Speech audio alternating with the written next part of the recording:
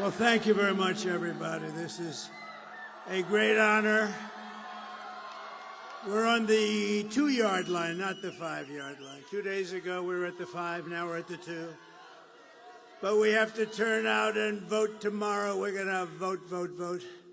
But we're right there, and then we're going to do something, a term you've never heard of, make America great again. That's what we're going to do.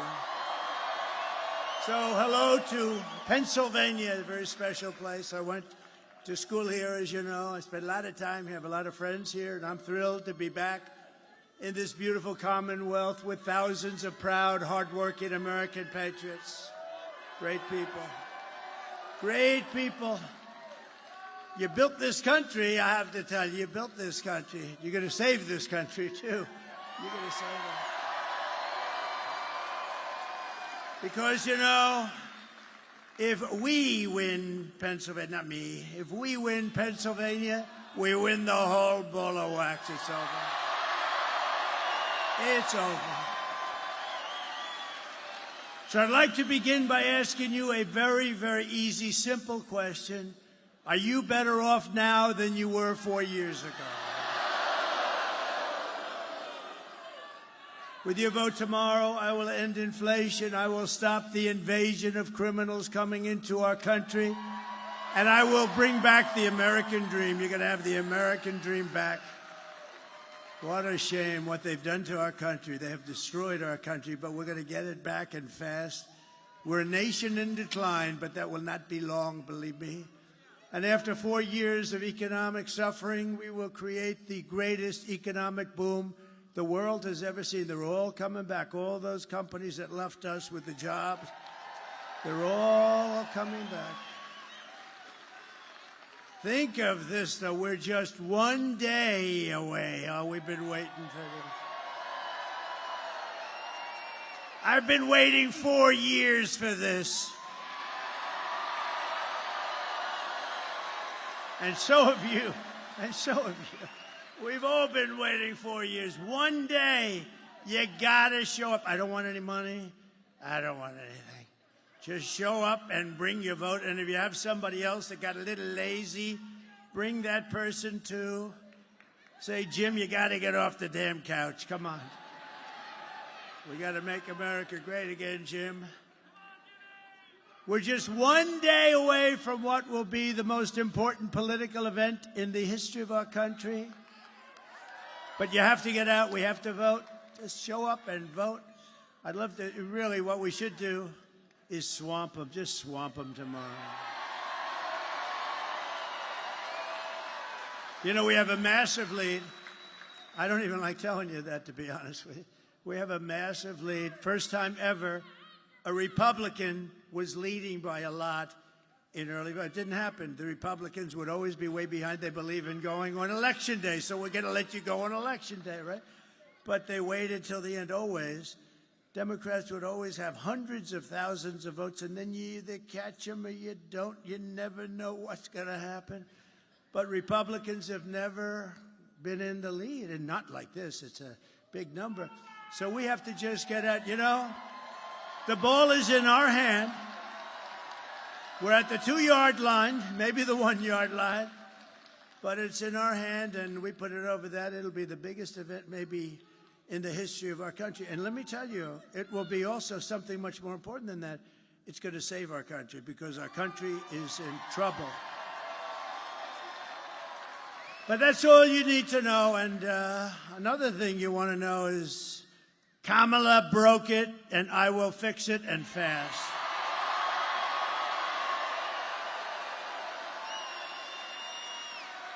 America will be bigger, better, bolder, richer, safer, and stronger than ever before.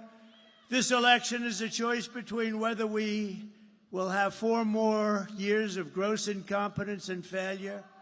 That's what it was, 4 years of gross.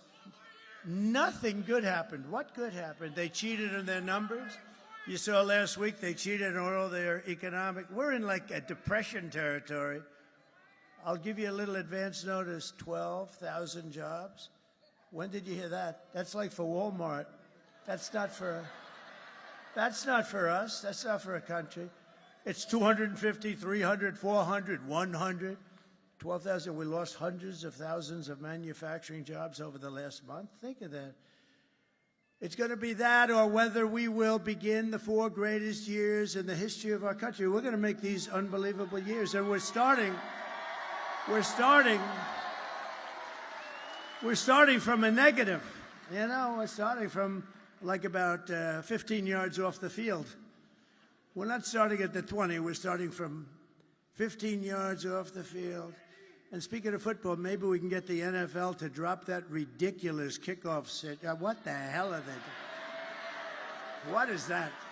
I watched the game the other day. I said, what the hell happened? They just kicked off and nobody moved. Oh, well, that's up to them. This will be the golden age of America. Tomorrow, it's a beautiful term, isn't it? I was saying before, I was just proofing and reading and studying and all that stuff, and what a beautiful term, the golden age. We're going to be in the golden age. Won't take long. So tomorrow you have to stand up and tell Kamala that you've had enough. You're not going to take it anymore. You're the most incompetent vice president we've ever had. And Joe Biden was the worst president in the history of our country. Kamala, you're fired. Get the hell out of here. You're fired.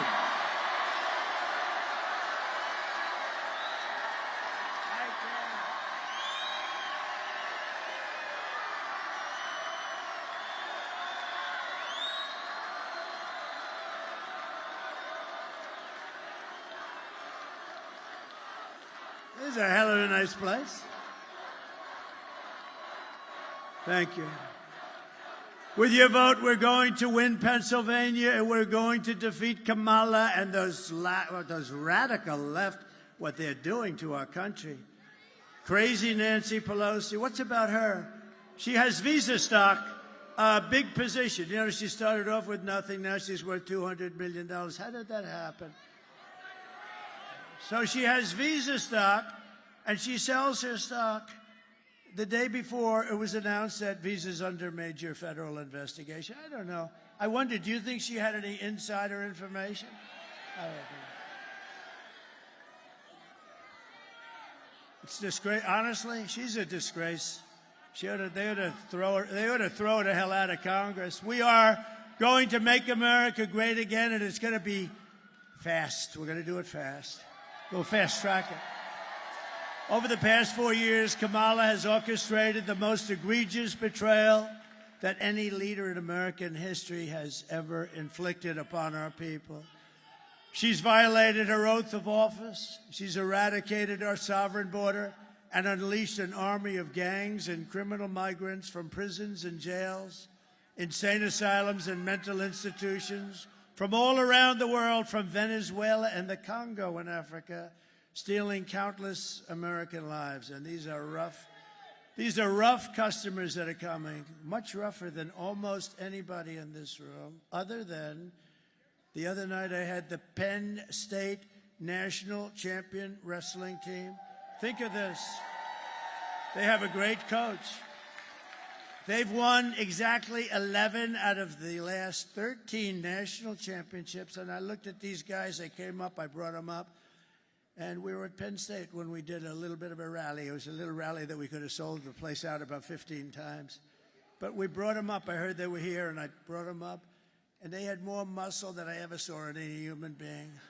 And I looked at them and I said, you know, fellas, you may be the only ones in this room, in this country, that could take the migrants in a fight. You may be the only ones. Then I said, but they fight dirty. They use knives and guns, and they do, and they are vicious and they're tough. And we're going to get them the hell out. We have to. Our country's being destroyed. Our country is being destroyed. Here today, there's an incredible woman who I got to know, actually, over this tragedy, Patty Morin, whose heartbreaking story is a tragic warning of what will come to every city in America. It's coming to every city. It's already there. I mean, they don't want to even talk about it, but it's coming. It's only going to get worse. And by the way, 21 million people she allowed in, open borders. We have no idea who they are, and many of them are bad. If she ever won, I hate to even mention the concept, she's incompetent. If she ever won, she would have open borders the following day after the election, and you wouldn't have 21 million people, which is a record in history. You would have 221 million people coming over the next 4 years. And you could forget about your country. You would have no chance. Patty's wonderful daughter, Rachel Morin, was a 37-year-old mom of 5 precious, beautiful children. Rachel lived in Maryland, 1,500 miles from the border. Last year, while Rachel was out on a run, she wanted to always stay in good shape. Right near her home, she was brutally raped and murdered by an illegal alien who was led into the United States by the ridiculous open borders policy of Kamala. The savage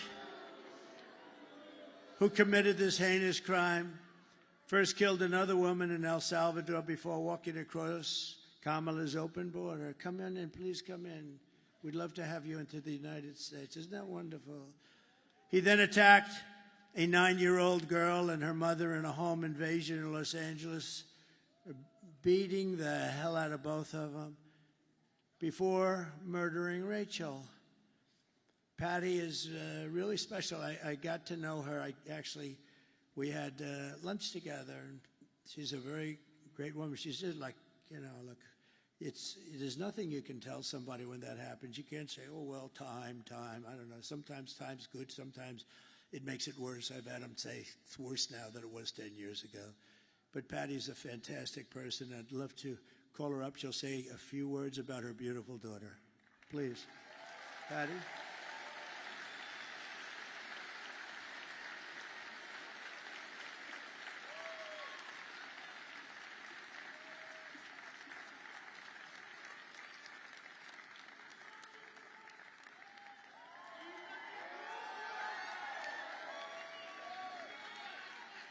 Thank you.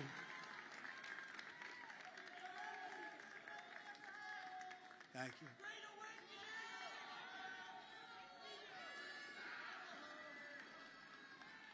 Nice, be careful.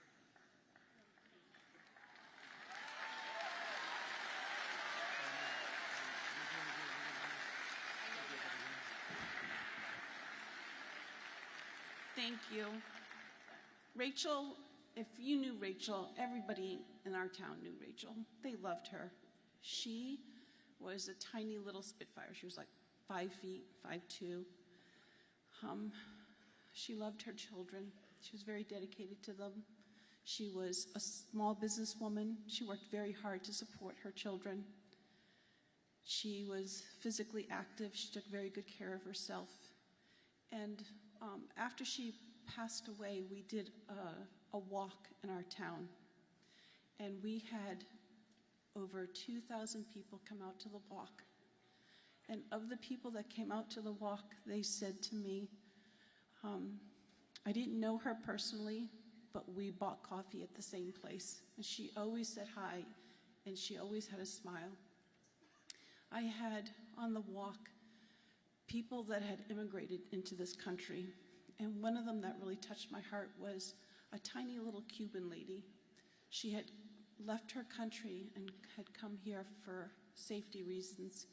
She had just had 2 knee replacements, and her daughter knew my daughter, but her daughter had to work that day.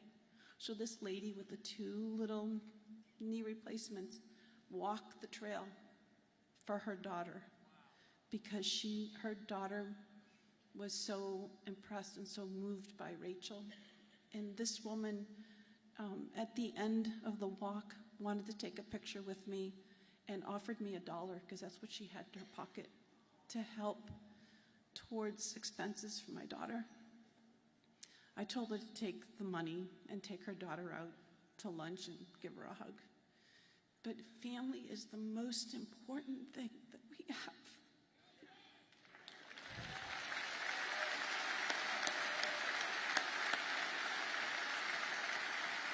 There's a proverb, and the proverb says, when a righteous man reigns, the people rejoice.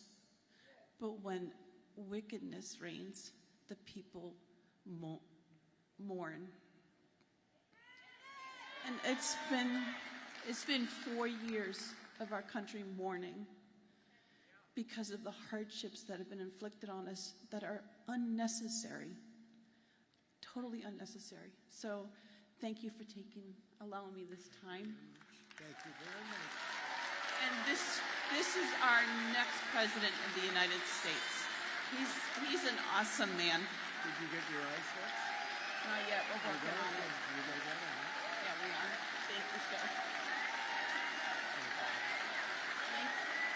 Thank you for this honor. It's an honor to be there. Looking down, right? She's looking down. Look at the crowd, how they love you. Yes. Yes. The girl's looking down. You're going to make me cry. Hmm? You're going to make me cry. Thank you. Come on, let me walk you out.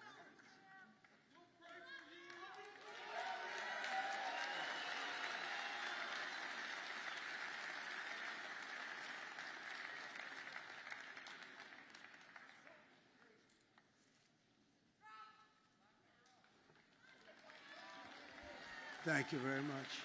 Thank you, Patty. Great woman, really an incredible. How do you do that? I don't know. She did something that's very hard to do. I couldn't do it, I don't think. Very hard to do what she just did so beautifully, too.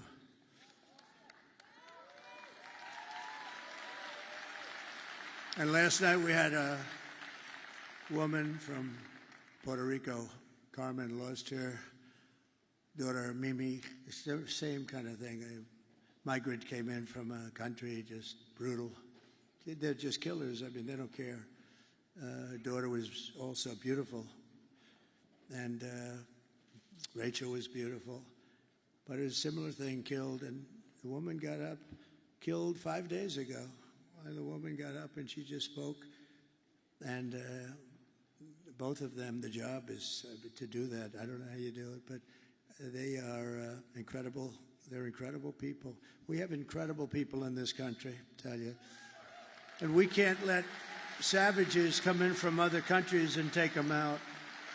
We can't let these animals come in for other countries. They come in and they take them out, and then they're protected by the radical left. It's a terrible thing that's happening, and it's levels. When I was in this debate with the three people, 2.5, I figured, the 2 anchors and a half a candidate. And David Muir, when I said about, no, crime's way up. No, it's not, it's down. I said, am I debating you? And the next day, somebody at Justice Department actually likes me. They released the numbers. It was up 45%. Crime was up, way up right now. And you have a new crime that you can add. It's called migrant crime. And it's as vicious as there's ever been. It's a level of viciousness. And I put up tapes, but you know, the problem is the fake news never puts the tapes on. A friend of mine calls me. And he says, I watch all your rallies. They're the greatest rallies. But you know, when you put those tapes up, the cameras, look at all those cameras over there. They don't have one camera that goes, and all it has to do is go an inch here, an inch here, and you have it. They don't put them on television because they don't want to see the horror show of those tapes. So I don't even bother with them anymore because it's ridiculous. Isn't it ridiculous? And you know, it would be actually better for the networks, better. I mean, you're showing things of great interest, and they're horrible to watch. They're horrible to watch. But I don't put them up anymore pretty much because they won't put them on. They won't move the camera an inch and an inch. Isn't that terrible? You know why? Because it's fake news. The day I take the oath of office, the migrant invasion ends and the restoration of our country begins. The United States is now an occupied country, but it will soon be an occupied country no longer. It's not going to be occupied long. If you had the tapes, you'd see where they take over apartment complexes in Aurora, Colorado. I hope Colorado votes. You know, Colorado, the governor, is a weak, ineffective guy. He's a radical left lunatic, and he's petrified of the people. It's a gang from Venezuela, very nasty, along with MS-13. They're probably the 2 worst gangs. They're vicious, vicious. He doesn't know what to do.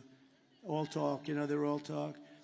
And yet when I was the leading candidate and we're going through the country like easily, routinely, he decided that he's going to try and take me off the ballot. That doesn't sound very democratic, does it? You know, they always say, he's a threat, me. I'm a threat to democracy. I'm the one that's saving democracy, just so you know.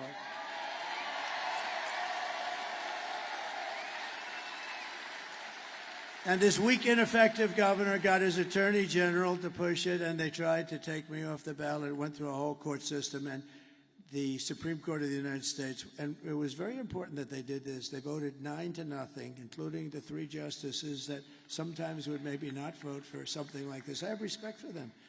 They voted 9-0. You can't do that. You just can't do that. You have to take them out with the ballots.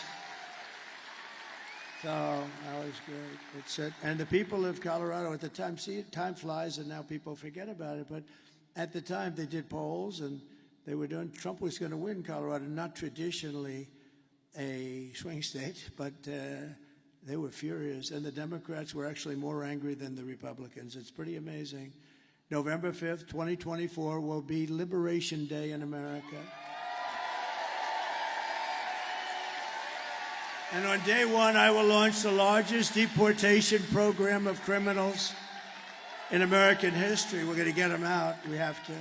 Dwight Eisenhower has the record. He was a very moderate kind of a guy. He was a good general.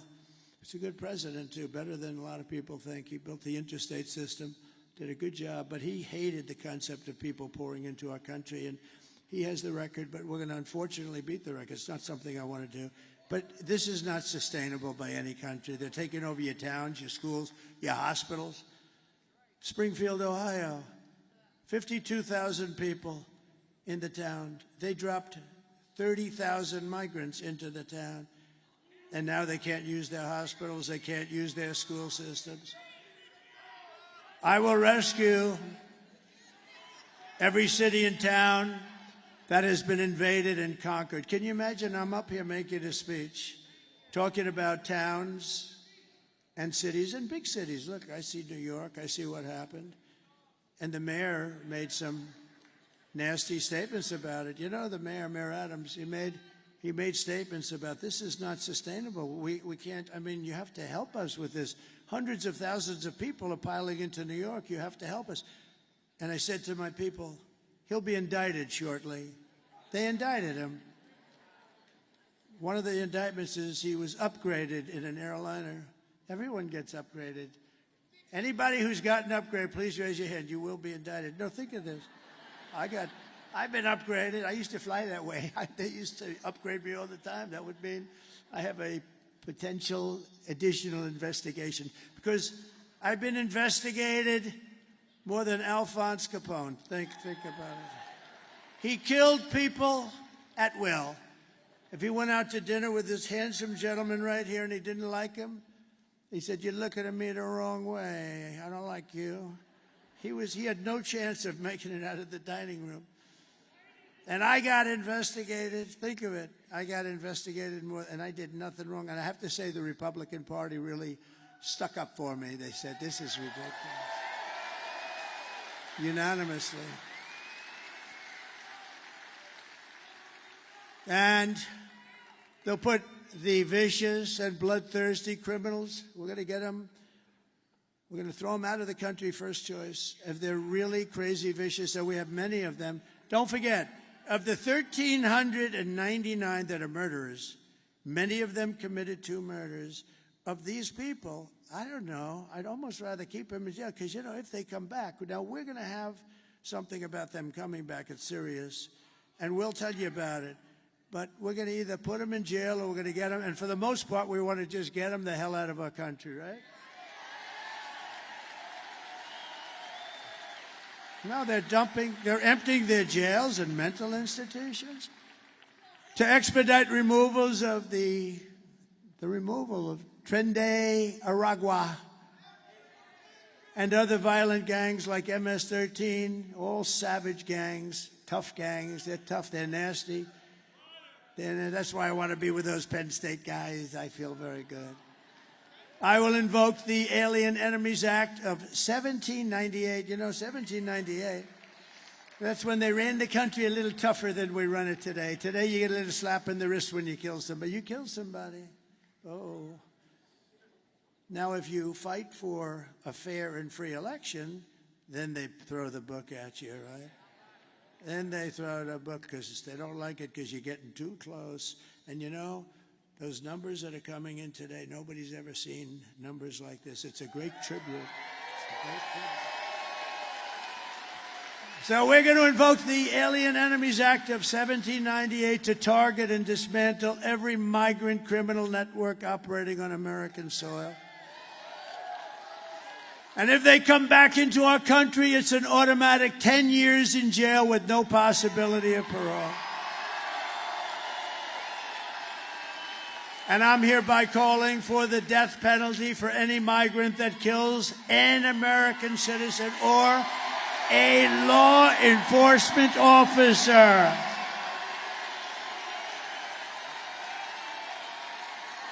You kill our citizens or you kill our law enforcement officers, you know, we have to protect them. They're in a dangerous situation. And we have very few. It's very hard to get them now. It's because we don't protect them. We don't stick up for them. We don't fight. I mean, we end up taking away their pensions. We end up taking away their house. They end up losing their families. We're going to fight for our law enforcement officers. Being a policeman used to be one of the most sought-after jobs in the country. Today, it's not. I visited a wonderful young family in Long Island. The door opens to a car and bullets start firing out. He's not allowed to do anything. He can't, you know, just horrible. It's very dangerous. And we're going to have it so they're going to want to be cops again. We want to be policemen. My father always said, don't ever use the word cops. That's not respectful. It's a little different than it is nowadays. Can you imagine? Because my father had respect. Our family had always great respect for policemen. I'll never forget, I said to my father, Dad, the cops around here do a good job. Don't ever use the word cops. They're policemen. At that time, it was mostly policemen. Now it's policemen and policewomen. It's good. But that's a different, there's a whole different thing. We're going to bring it back to exactly like my father felt about him. He had total respect for them, and they did a great job.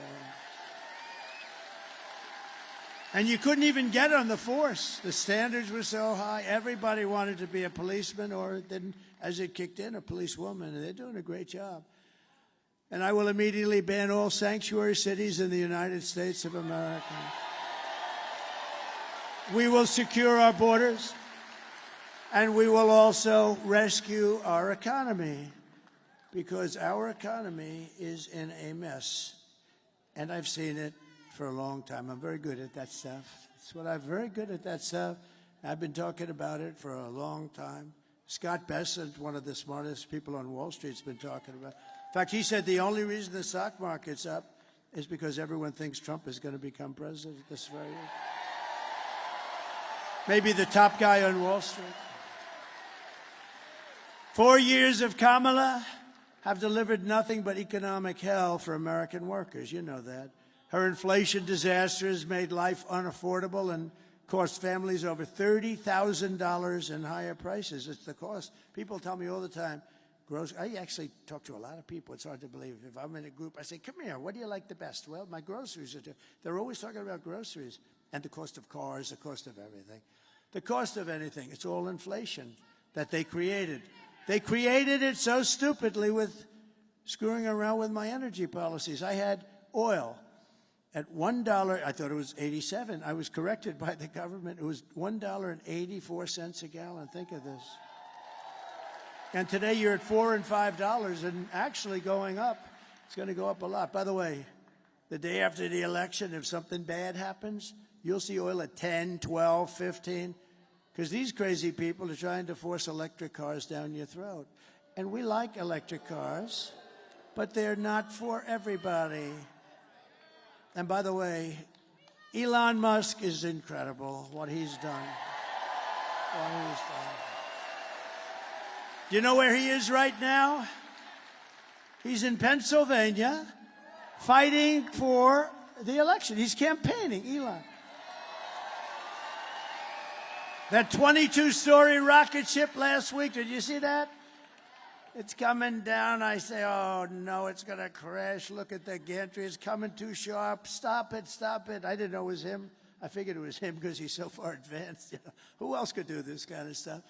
Anyway, this thing's coming down. It's wrong angle, and then all of a sudden, it really looked like it had the whole deal was going to collapse. The gantry, that's the thing that holds it up. So it's coming down, and then all of a sudden, wow, massive flames of fire and jets and everything comes pouring in from the left and pushes it over. And then it drops gently down, and then those two big arms come out like you're hugging your baby. Just grab that thing and put it gently down. Put it gently down on the pad. And it was a beautiful thing to see. See, now in the old days, I would have said hugging something else, and I would have thought that was so smart to say. And then the fake news would be writing stories about it for 2 weeks. So we don't give them those opportunities quite as much, but it was more fun, but we don't give them those opportunities. Just days ago, we had Elon, really, we have to be thankful that he gave for the horrible hurricane that did such a big number on numerous states, but North Carolina got hit badly. I mean, they were really hit, and I was there. I was very early there, actually, and then came back, and I met with a very good person, one of the head people in North Carolina. He said, "Sir, you know Elon Musk, don't you?" "Yeah." He gave me the nicest endorsement. He said, "If you don't win, if Trump doesn't win, this whole country is going to be no good. It's going to be no good." And it won't, because their policies, these radical left policies, will be Venezuela on steroids. That's what's going to happen to us. And I said that years ago, if that ever happened. And we can't let we got to get these people the hell out of office because they're bad. First of all, they're incompetent, but they're bad. But he said, "Sir, could you do us a favor?" What? He makes something called Starlink. I said, "What's Starlink? Tell me what Starlink." It's a communication system, because all our wires are buried underwater. You had to see this. Areas that never saw water are now lakes. I mean, nobody's ever seen a hurricane. This was a real sort of a water-destructive hurricane. There's never been anything like it in terms of the amount of water put out. It literally areas that were almost like they never saw much rainfall or anything. They're now these giant lakes, and the destruction and the death. A lot of people died, and people don't know that, but a lot of people died. There are people still missing. He said, "We have no communication. We're cut off from the mainland, and we need Starlink, and we can't get anyone on the phone because it's a very popular thing." So he explained what it is, and I called Elon. I said, "Elon, you have to do me a favor. North Carolina and parts of Georgia are really in bad shape, and they have no communication. You have to get your Starlink, whatever the hell it is, Elon. I don't know. I don't care, but you got to get some. And if you don't mind," and so I'm talking to him, and you might have heard this. I told it a couple times. I'm talking to him, and I get a note that the man from North Carolina was, "Thank you very much, sir. The Starlink is all being taken care of. It just happened." I said, "Wait a minute."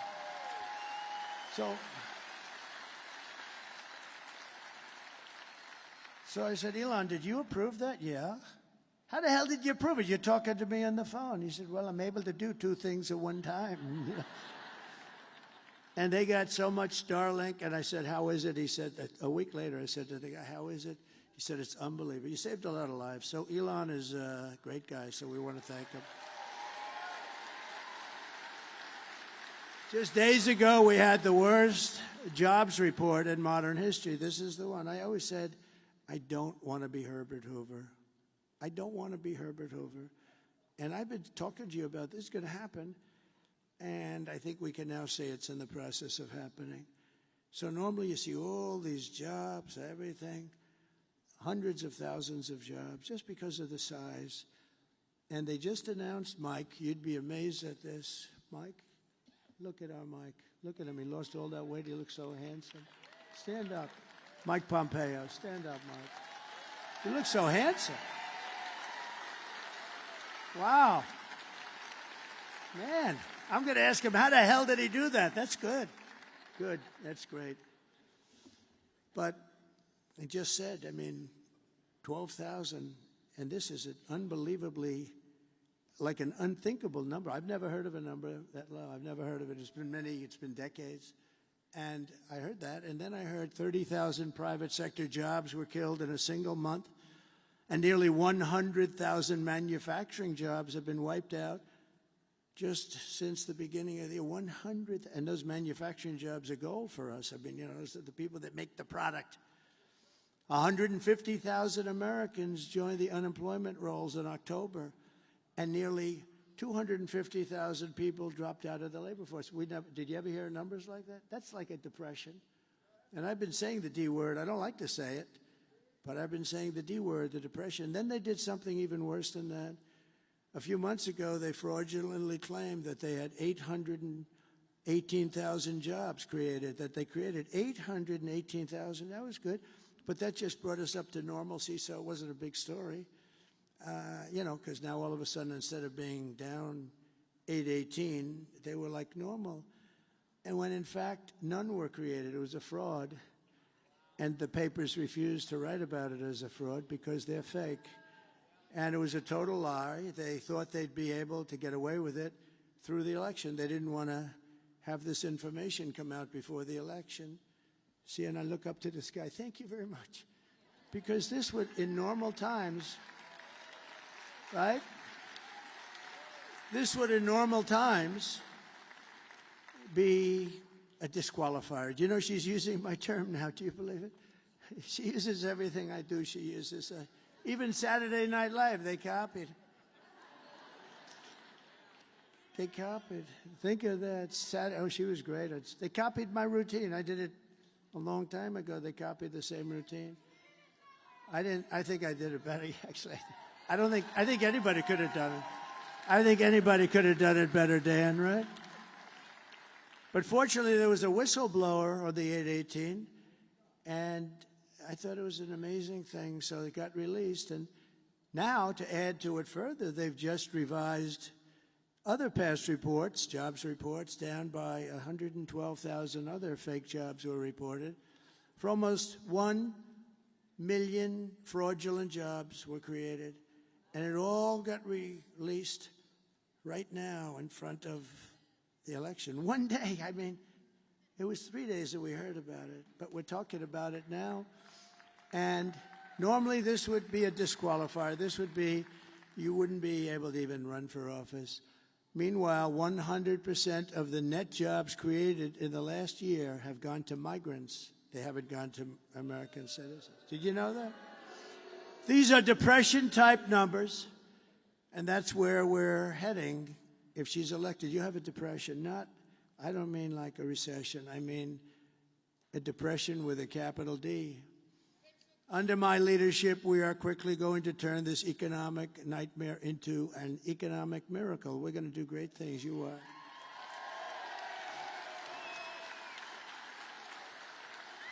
We're going to make America wealthy again, and we're going to make America affordable. We have to get the prices down. I told the story this morning. A woman goes up to a counter in a supermarket with 3 apples. It was reported somewhere, and it's just like, this can't happen in this country, and brings them up, 3 apples. An elderly woman brings them up to the counter, and she realized that they're too expensive, and they've gone up so much from the last couple of months. And she takes one of the apples back to the refrigeration section and walks back, and she buys 2 apples instead of 3. This shouldn't be happening in the United States of America. So we're just one day away from the best jobs and biggest paychecks and the brightest economic future that the world has ever seen. But you must vote. Kamala's plan will impose the largest tax hike in American history and raise taxes on the typical American family by at least $3,000 a year. And this is the only politician I've ever seen. You know, she's a very low IQ person. You know. I want to have a smart president. I don't want any more. We had 4 years of these guys. President Xi, Mike, of China is not a low IQ person. Do you agree? He's a very severe person. He's a very fierce person, but low IQ is not one of his traits. Do we agree? No, but these guys, these leaders at the top of their game, and we don't have that. We have people that 30 years ago, Biden wasn't any good. He had the worst policy. If you would have taken Biden's policy reviews over a 40-year period and reversed them, you would have gone down as the single greatest policy expert, foreign policy expert. My plan will massively cut taxes for workers and small businesses, and we will have no tax on tips, no tax on overtime, and no tax on Social Security benefits for our seniors. Kamala will crush Pennsylvania energy workers, and she's going to ban fracking. By the way, don't let this happen. Her whole life she's against anything coming out of the ground. She likes the wind, the wind. It kills all your birds. That doesn't work. That's the most expensive energy in the entire world. And then after 10 years, when it rusts out, they don't look too good. So she wants to ban fracking, and she's going to ban. That's 500,000 Pennsylvania jobs. There's no way that you can vote for that. That's your biggest industry. You got a lot of stuff under there. It's going to come out, and it's clean and nice and good. And you're doing great things for the country because the country uses it. I will end Kamala's war on energy, and we will frack, frack, frack, and drill, baby, drill.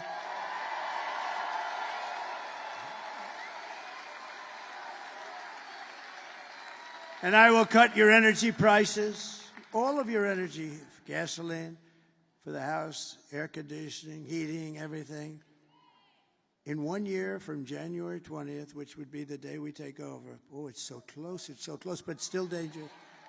These people, how would you like to be Putin and you want to call the United States and you have no idea who to call?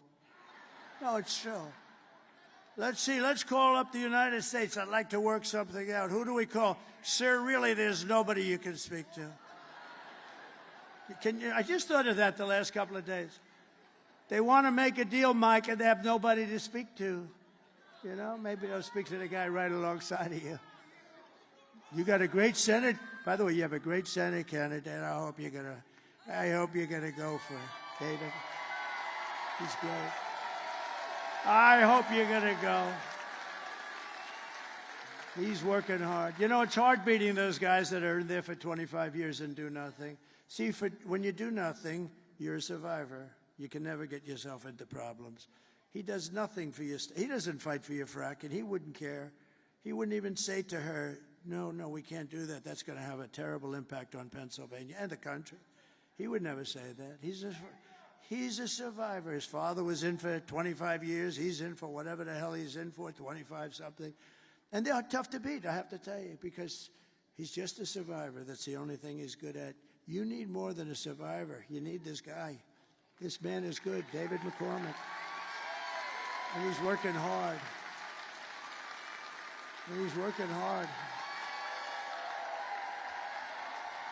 Get him up here. Come on, David.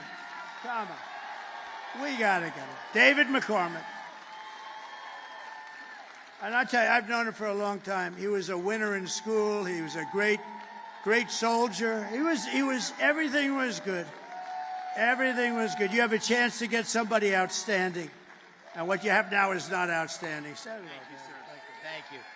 All right, Keystone State. It's going to happen right here. It all comes down to here. We have a choice. We have a choice between strength, that guy who said fight, fight, fight, and weakness. We have a choice between common sense policies and a radical liberal agenda. You have a choice between a senator who's going to fight with this guy for change or the status quo. We've got to win this election. It's the most important ones of your lifetime. President Trump's putting it all out there. I'm putting it all out there. We need you to do everything you can do to take our country back. We need you to get out and vote. We need you to tell 10 friends. We need you to put up signs. We need you to pray.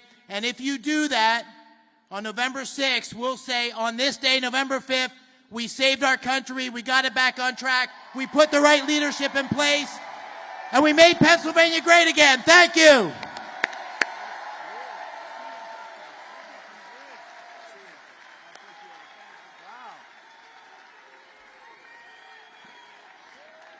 Wow. We have some other senators here, and I have to tell you, I think they're looking forward to having him as a partner in the Senate. We have some good ones, too. Senator Bill Hagerty, Tennessee. Tom Cotton, a great guy. Tom Cotton. Tom is a great guy. Arkansas. And Marco is Marco. He's fantastic. Thank you, fellas. Thank you, fellas. That's a great group of people. I heard Marco, that little speech he gave, that was pretty, I didn't understand a damn word he was saying. But he's great. You have a lot of members of Congress, but just a few of them that I have to because they're outstanding. They're outstanding people. John Joyce, Lloyd Smucker, Dan Muser, G.T. Thompson. These guys are all warriors. Stand up, fella. They're warriors.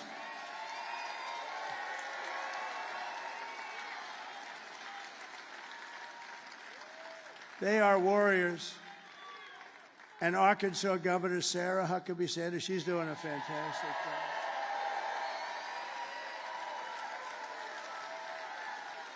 She's fantastic. Pennsylvania Treasurer Stacey Garrity. Where's Stacey? Thank you, Stacey. Oh, thank you, Stacey. Good job. Former Secretary of State Mike Pompeo, great guy. Great guy. RNC Chairman Michael Watley, he's doing good. He's doing good. I told him, do me a favor. You've heard this speech before. Stay back. Just work on the votes. We've heard this speech before. You have a man from Europe. I don't know if he's here. I saw him backstage. What he did was, and what he is doing is sort of what we did a few years ago. He's doing a great job. He's always been my friend for some reason. He liked me. I liked him. And he's shaking it up pretty good over there. He was the big winner of the last election in the UK, and he's a very spectacular man, very highly respected, Nigel Farage.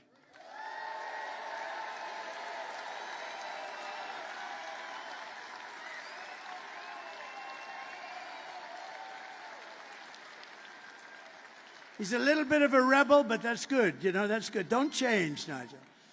And you have my children, and they are spectacular. Don, Eric, Tiffany, and Laura, and Michael Boulos. And Tiffany's going to have a baby very soon. Going to have a baby.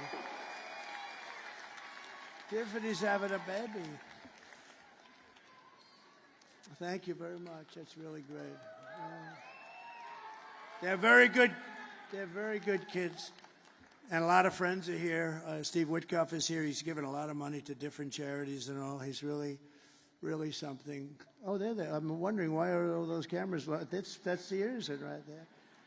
And you know, Laura is a superstar. Laura is like unbelievable. Laura has been unbelievable.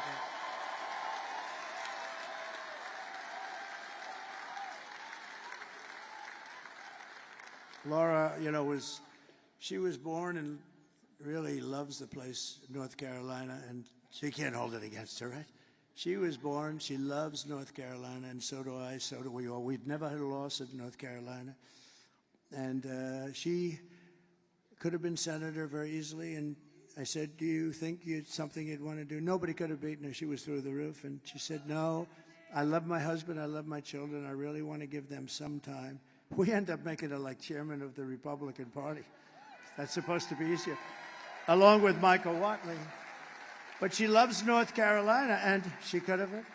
And Ted Budd, who's doing a great job. I said, Ted, would you like to? She said, I'll only run if Laura doesn't run, because nobody can beat her, which is really true.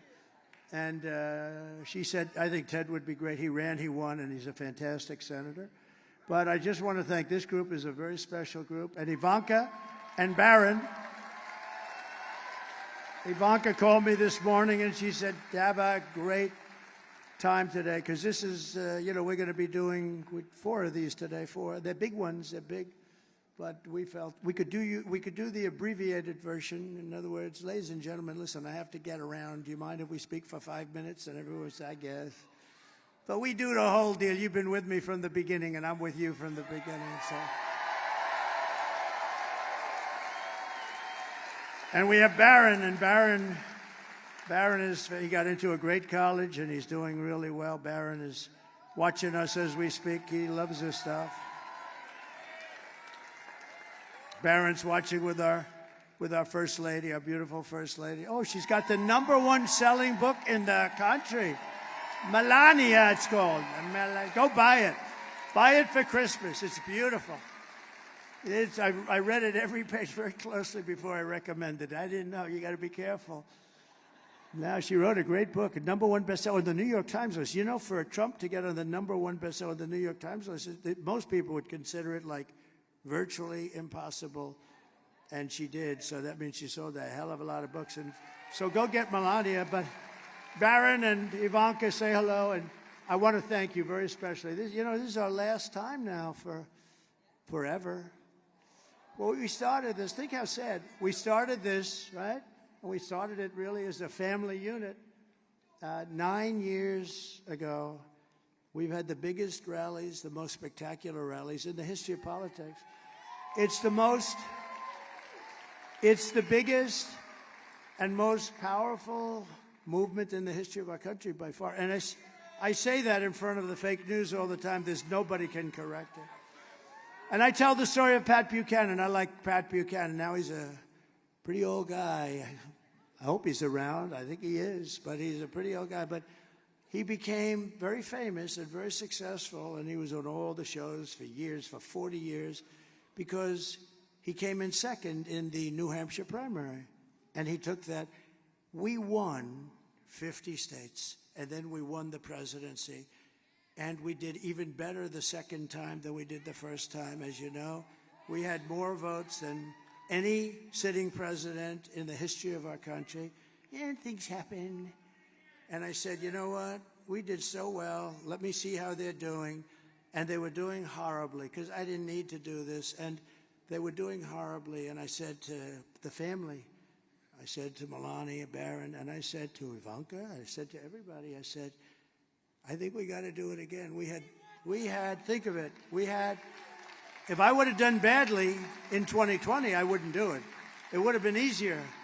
But we all know how well we did. And I said, we got to do it again, only because I looked at the incompetence, Afghanistan, all these things that were happening. You take a look at it. You take a look at how bad. Nothing good was happening. We were disrespected all over the world. Other countries laugh at us right now, and now they're laughing harder than they've ever laughed before. And we're not going to let anybody laugh at us. It's not going to happen. So I said, let's do it. Let's give it a shot. And now the people, and it was, quite contentious because she had some people, but now those people are real friends of ours again. And we have a party that's very well united. And most importantly, we're going to show up and vote tomorrow. And if you do, you're going to win. I mean, the ball's in our court. As they say in athletics, the ball is in our court. All we have to do is get out and vote, and we walk away with the greatest political event in history. But much more important, it's going to be the event that saves our country. Okay? So, thank you. Thank you, everybody. Thank you. Thank you. They're really good kids. They're really good. That's not to say that I didn't have little difficulty with them on occasion. Especially Don, but no, I'm only kidding. No, good speeches. Good job. Thank you, kids. I'll see you later. Good. Thank you very much. And your father, thank you. Thank you. I didn't know what was happening. I saw all these cameras turned. I say, why are those cameras being turned away from me? What's going on? But, in a way, they become stars. They're just great. They're great people. And, they do it because they love the country. They love it. Thank you very much, all. Thank you.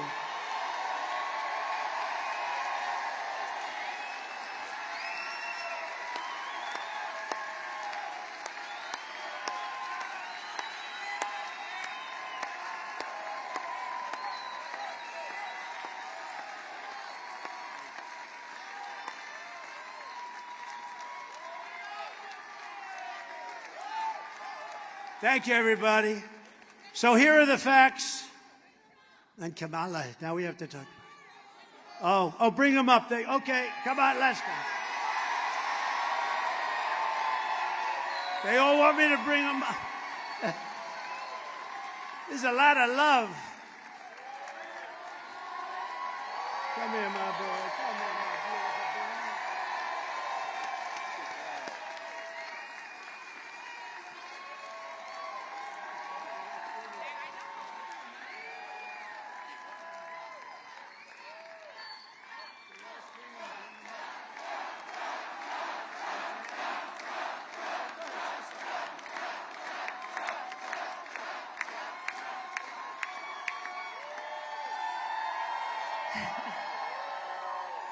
We are 24 hours away from sending the greatest president this country's ever seen back to the White House.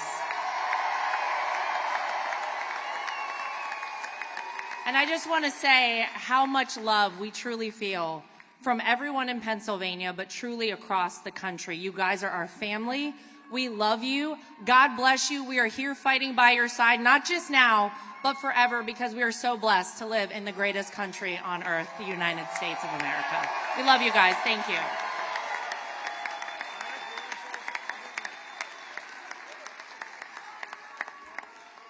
This man right here is the greatest warrior America has ever seen.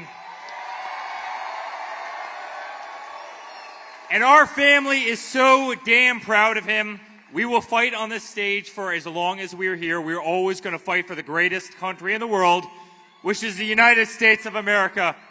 Let's go win this, Pennsylvania.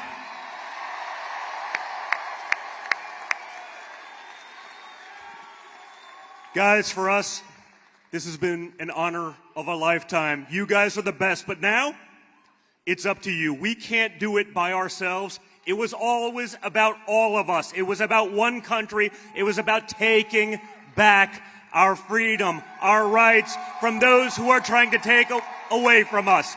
So tomorrow, bring your friends, stay in line. Let's vote, vote, vote. Let's take back our country. Thank you, Pennsylvania, and thank you, America. God bless all of you.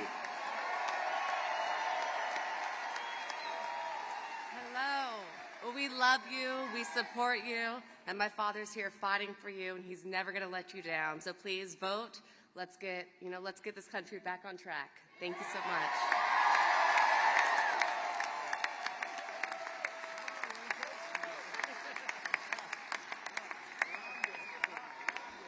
I shouldn't have done that. I got to follow that now. I'm not going to follow that. So kids, go back to work. Let's make sure everybody shows up tomorrow to vote, okay? Thank you. Thank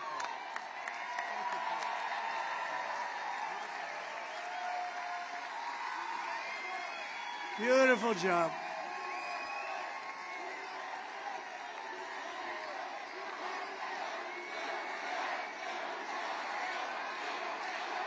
They're great. They're good people, and they love our country, but they really are good people. They're kind people. They have big hearts. They're strong. They can be nasty, but they have big hearts, those great children of mine.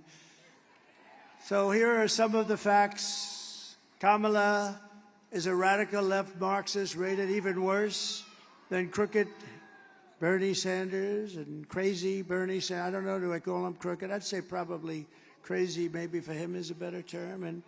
And Pocahontas herself. Kamala destroyed our economy. She was an original creator of defund the police movement, and therefore anybody who wants to defund the police even for one day, and she was there for a long time, is not worthy of being president of the United States. We need our police. We want to get our police back. We want to indemnify our police when they're unfairly charged. Kamala vowed to abolish ICE. She pledged to confiscate your guns. Would anybody like to give up their gun? No takers? I didn't think so. And endorsed a total ban of handgun ownership. You know that. She even called for free sex changes for illegal aliens in detention. All at taxpayer expense. And perhaps, worst of all, she lied. She never worked at McDonald's, okay? Never worked. No, she never worked there. I was there for 15 minutes. That's 15 minutes more than she worked there.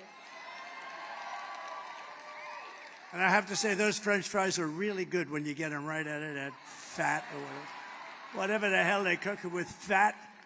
I don't know if it's good for you, but they are really good. In conclusion, with your vote tomorrow, we are going to fire Kamala and we are going to save America.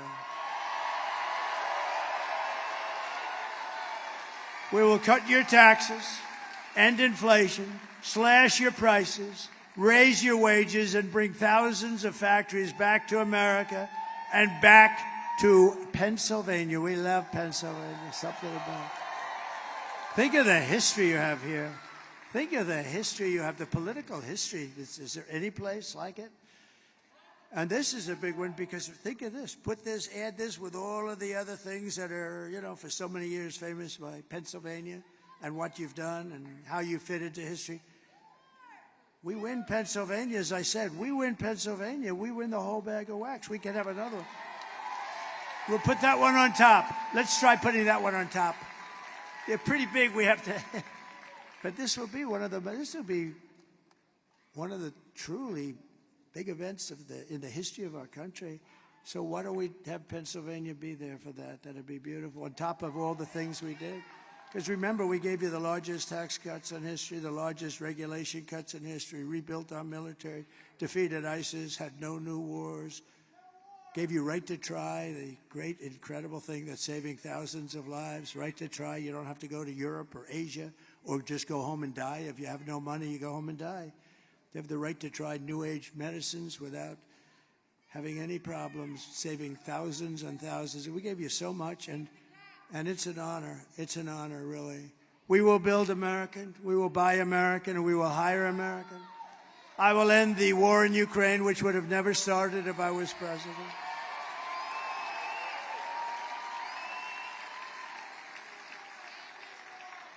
And I will stop the chaos in the Middle East. There's another thing, Israel, October 7th.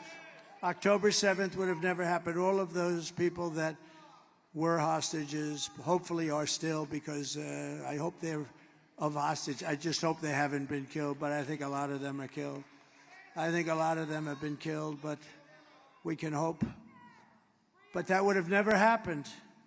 That would have never, ever happened because Iran was broke. They had no money for Hamas. They had no money for Hezbollah. We would have had peace in the Middle East. You would have had peace. Instead, you have all of the death that's taking place. It's terrible. And I will prevent World War III because you're just around the corner from World War III, and this will be a war like no other. This will be a nuclear war. And this will not be two army tanks going back and forth and shooting at each other. This will be a war.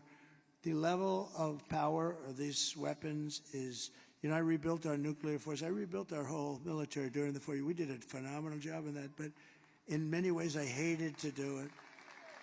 In many ways I hated to do it with respect to the nuclear. Because they're going over the power levels of various things that we're rebuilding. And I say, General, are you sure about that? The power is just crazy. It's obliteration. And we have people that don't have a clue and they're negotiating. Look, Ukraine should have never started. None of these things. How about when you look at Afghanistan? That would have never happened. We were going to get out of there with strength and dignity, and we were going to be, was going to be a victory. It was enough. They were in there for 21 years or something. But the one thing I would have done is I would have kept Bagram, the big air base, one of the biggest bases in the world. We built it many years ago for billions of dollars. The most powerful, longest runways that can handle anything in the world, 1 hour away from China. Remember, that wasn't really for Afghanistan. That was, you're 1 hour away from where China makes its nuclear weapons. And you know who has it now? China. These are stupid people. They took the military out first. They took the military. They said, oh, we had a plan. We had a plan. Mike Pompeo made the plan with me. We had a plan subject to all these different things that they had to do. They weren't doing them. They were doing some, but they said, great, we're not going forward until they do the other. We were going to be fine. But the one thing that wouldn't have happened, we would have never taken the military. You take the military out last, and we lost 13 lives and many people obliterated, and hundreds of people were killed on both sides. We will crush violent crime and give our police the support, protection, resources, and respect they so dearly deserve. We will strengthen and modernize our military. We will build a massive defense shield all around our country so a missile heads in our direction and we knock the hell out of it. We can have it. And Ronald Reagan wanted to do that many years ago, and he was right, except we didn't have the technology then. It would have been not good, but we didn't have today. You can shoot a pin out of the sky. It's incredible, actually, what they've been able to do. But it's all going to be made in the USA, and a lot of it is going to be made in the great Commonwealth of Pennsylvania. We will rebuild our cities, including our capital in Washington, D.C. We'll get rid of all the graffiti on those beautiful marble columns, and we'll clean it. And it'll be properly run, and we'll stop the death and shootings and muggings and everything. We'll make it a great capital, beautiful capital again. And we'll also make sure that our Supreme Court stays to 9 justices.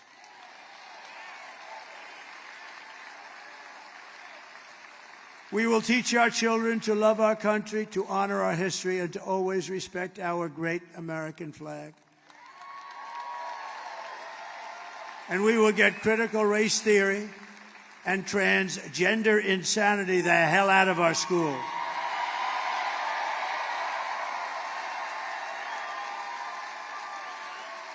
And we will, of course, keep men out of women's sports. Every time I say those last two things, and I may add the open borders. Can you imagine they're trying to defend open borders? Open borders, who would do that? We're the party of common sense, okay? We're really the party of common sense.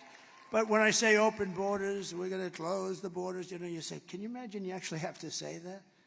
What the hell? I mean, who the hell wants open borders where criminals from all over the world can just walk into our country? These are crazy people, or they hate our country, or they think they're going to get these people to sign up and vote. I guess maybe that's it. But it's not defensible. But think of the last two. The transgender insanity. It's taken over. And, nobody's ever come up to me and said, I'd like to talk to you about that. I've never had it. They've talked about taxes. They've talked about economic development. They talk about or the last one, men playing in women's sports. Nobody's ever come up. With all the people, I deal with hundreds of people. I deal with people. I go into crowds. I ask them because I get better opinions from you than these crazy consultants they have for a fortune. But I've never once been said, sir, we have to do something about keeping men in women's sports. I've never had the question. I don't know. It's such a big subject. Nobody's ever asked me the question before. Can you imagine? Go back 10 years and say that a president from 10 years from now is going to be up there defending the fact that men should not play in women's sports. People would say, you're crazy. That'll never happen. Did you see the two boxes? Did you see the two boxes? They were men. They transitioned into womanhood. And they fought a very good Italian. They have women's boxing in the Olympics. And they fought a very good Italian young lady. And boom. She got hit with just a left jab. She went back to her corner, said, I've never been hit like that. This was just like a defensive. Oh, they could fight Iron Mike, I'll tell you. Iron Mike would say, this is not a good thing. I know Iron Mike, and he's a great guy, Mike Tyson. A great guy. He's a good man. Hey, Mike's been through a lot, but he could fight. Let me tell you, that guy could fight. But can you imagine Mike? Oh, he says, put Mike in the ring with Kamala. That would be interesting.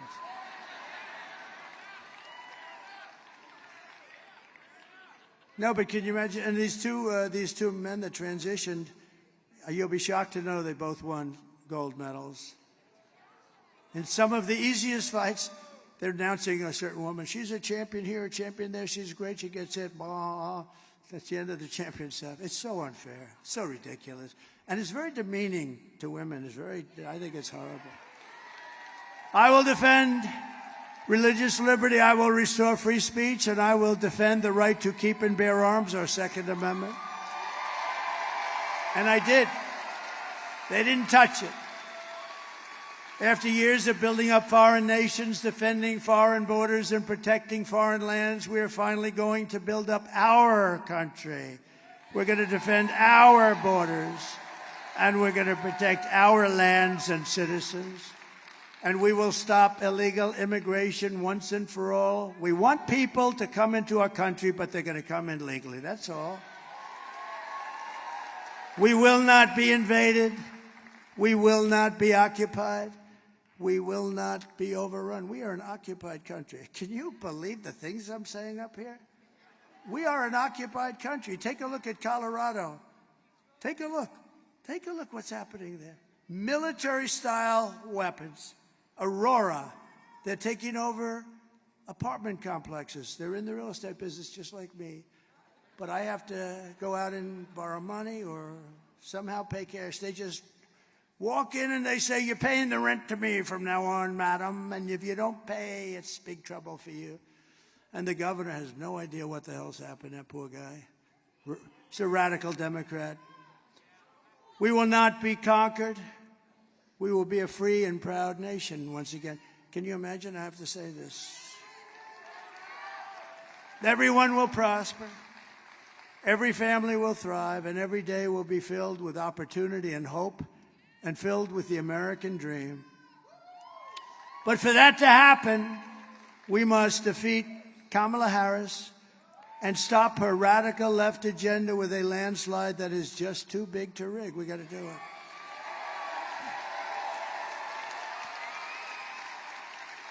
So you need to get out tomorrow and vote. That's it. This is it. We're going to get together again, but it's going to be different. It's not going to be a rally. It's going to be applause for what we're doing. It's going to be better. Because these incredible rallies, and there may have been like 900 of them, a tremendous amount. This is over 9 years. Many, I know we celebrated 507. I remember 507, it was a few years ago. I think it's got to be close. I don't know, whatever it was. But it's hundreds and hundreds. And they've been flawless, right? Every once in a while I'd make a little aggressive statement that people didn't like, but you know. Don't forget I'm rarely on the teleprompter. Isn't it nice to have a president that doesn't have to be on the teleprompter, right? Right, Dan? That guy, look at that guy. Stand up. That guy, he's such a good guy. You better bring him home because he has worked so hard in the election, Dan Muser. He's worked so hard. And you know what? Think of it. Think of it. If we lost, I'd call him up tomorrow. I'd go, I won't say it. Franklin Graham said, please don't use foul language. I said, all right, Franklin. He said, you can tell the story just as well without the foul language. Actually, he's not right about that. It's not quite the same. When you don't every once in a while, not a real bad word, but you know, like a word. But he did say that, so I do my best. But I'd call him up with anger and fierceness. I'd say, you failed me. As opposed to calling up and say, Dan, you did a great job. I love you, Dan. Right? I think we're going to do the Dan, you did a great job. And you did, regardless. And all of these guys, they're all in. They're great guys. They're warriors. For the past 9 years, we've been fighting against the most sinister and corrupt forces on earth. That's right. With your vote in this election, you can show them once and for all that this nation does not belong to them. This nation belongs to you. You. This nation belongs to you.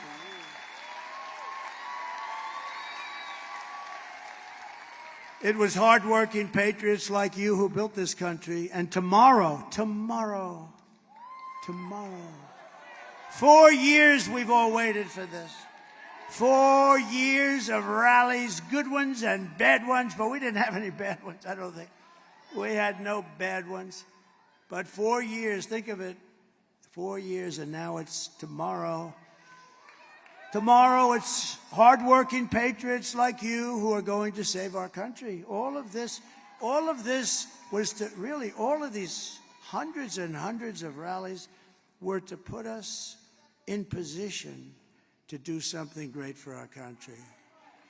This is, in a way, the harder part. Honestly, beating all these people and fighting all of these people, going through the lies and the vicious statements about you and your family and everything. But all of that was worth it. It puts us in position to now be able to do the job. And we're going to do a great job for everybody, for 100% of the people. We're going to do it for Democrats, for liberals or progressives if they prefer, which they do prefer.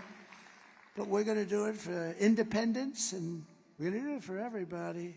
We're going to do it for everybody. And you're going to be so proud of your vote. I really want you to look back and your family to look back. My dad, my mom voted for Trump. It was the best thing that they ever did. That's what we want. Otherwise, we've made a mistake. And we felt the love. We would have never done this if we didn't do so well the second time. We did better the second time than we did the first time, if you think. After all we've been through together, we stand on the verge of the 4 greatest years in American history. We really something. With your help, we will restore America's promise, and we will take back the nation that we all love so much. We are one people, one family, and one glorious nation under God. We will never give in, we will never give up, we will never back down, and we will never, ever surrender. Together we will fight, fight, fight, and win, win, win. November 5th will be the most important day in the history of our country. We're going to turn it around. We're going to turn it around very fast. You're going to be very proud. And together we will make America powerful again. We will make America wealthy again. We will make America healthy again. We will make America strong again. We will make America proud again. We will make America safe again. And we will make America great again. Thank you, everybody. Thank you. Thank you, Pennsylvania. We'll be back.